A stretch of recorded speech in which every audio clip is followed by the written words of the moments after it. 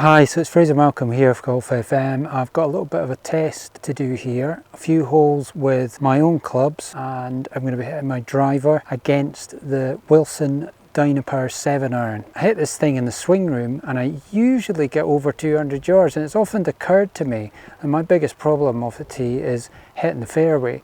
And if I could hit 200 yards every time straight, then I might be in a better position to score than if I'm hitting my actual driver. And being asked to hit a 7-iron straight is not too much of a task. So I've always been interested to see if indeed I could actually score better hitting a 7-iron off the tee, albeit a very powerful 7-iron, against my driver. I'll show you what I've got in the bag here. I've got the Stealth 2 standard driver in 10.5, dialed down to about 9.75. And I've been hitting it okay. I've got a fairly new shaft in it. I've got the Hazardous Smoke RDX mid spin 6.0 stiff, and I'm hitting it okay. I'm having to work on things at the moment, but as I say, my biggest problem is hitting the ball straight. And I'm using the staff model ball off the driver, which is one I usually use. And I'm also going to just try out this Triad because I've heard good things about it with the 7-iron, just to see how that feels. Okay, so this is the first hole at the North Berwick East Links, otherwise known as the Glen Golf Club. It's 332 yards, but there is a very large hill to go up just at the... There's a bunker to carry that's 200 off the tee. I would normally make sure I hit a club that got me over that. So this 7-iron is going to be dicing with that on this particular hole. Driver might run a little bit too far, but it should be fine, so I'm going to hit them both.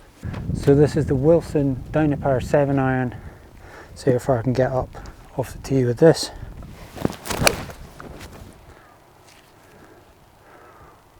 A little bit left, but decent strike. So see where the driver goes. Decent strike up the right side, but it's pretty good.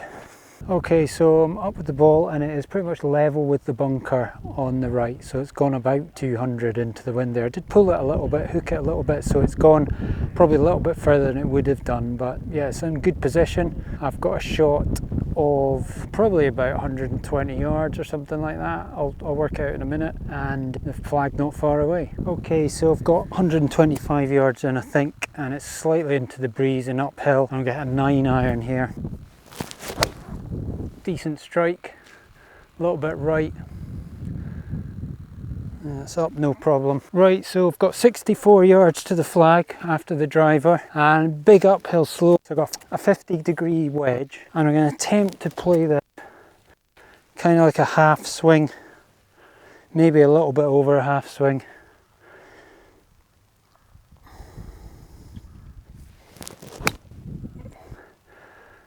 Contact was good. Wee bit in the lap of the gods as to whether it's good, but we'll see. Aye, so on the green and up here with a view of the town in the background.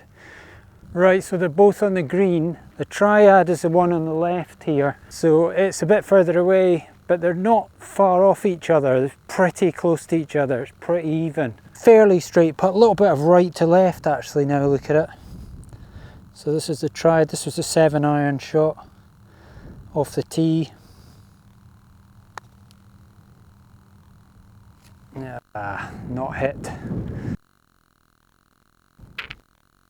And now it's the staff model, a driver and a little 64-yard pitch. And this is for birdie. Right to left again. Nah, didn't play enough break. But safely in for the par, 2 pars. So 7-iron off the tee winning at the moment. It's proven itself. Let's play another hole. Okay, so second hole, 372 yards into the wind again a wee bit. I've got a bunker at 260 and a bunker at about 300, so that shouldn't worry the 7-iron. Seemed okay. A little bit down to the left. And the driver. Seemed okay as well. Maybe a bit close to that bunker at 260, not sure. Right, so I've hit this ball about 185 off the tee, didn't hit it that well, caught the rough and it was slightly into the breeze, so it's not gone as far as I would have hoped. And I've actually got 187 still to the flag, so it's probably another 7 iron again because it kind of runs down once it gets onto the green. Hopefully that'll be enough. So we'll give it a go. And you may have noticed the camera's on a little bit of an angle. It's not your TV that's wrong. This is because I haven't got anybody helping me. I haven't got a 10-man team like Rick Shields out here. So I'm on my own and I've just got the camera on a bit of a slope because I'm on a bit of a slope. So I need to aim a little bit out to the right here to allow for the slope. Let's see if I can get it there.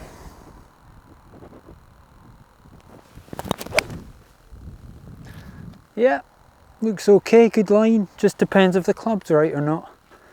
Driver shot was just about 260 and it's just missed that bunker behind me. I've got about 117 into the green and I'm going to go down the shaft on a pitching wedge and try and take a little bit off it that way, because I think a gap wedge off an uphill like this into the slight breeze is going to struggle to get there. So we'll see how it goes. So down the grip. Decent strike. See where it ends up. Right, just to show you where the balls are, the 7 iron that hit after the 7 iron off the tee is short, as I should probably have been able to work out. So that is it there. And then the other shot, the pitching wedge, which I went down the grip on, has managed to get through the back. So it's away through the back there, don't know if you can see it. That was a bit unexpected, just miscalculated on both shots there. So it's just off the back of the green there. So putter off the green here, common choice at this course. It's a decent line, it's going a little bit left. Happy with that-ish. 4 feet, something like that. Putting this as well, there's no real rough to get through, I'm just on the very edge of it, so should come out no problem. Looks a decent putt. Ran on a bit as well. Wee bit closer. Having to rush this a little bit because there's people. Nope. Not really the 7 iron's fault, that. Right, so this is the and the pitching wedge for par. Oops. Short putting's let me down there. Right, so that was 2 bogeys, but do you know what? I felt rushed putting there. I know I've got, and I should have holed one of them maybe, even being rushed. But you know, if I take my time, who knows? Could have been 2 pars, but it's the same score, so there's no difference at the moment. So we're going to try and play another hole, see how we get on. Right, so 7 iron at the 3rd. There's a big slope down here. This is a back tee. I very much doubt we'll get down the slope. Okay. A little bit hooky. I'm trying to hit it quite hard. So now the driver again.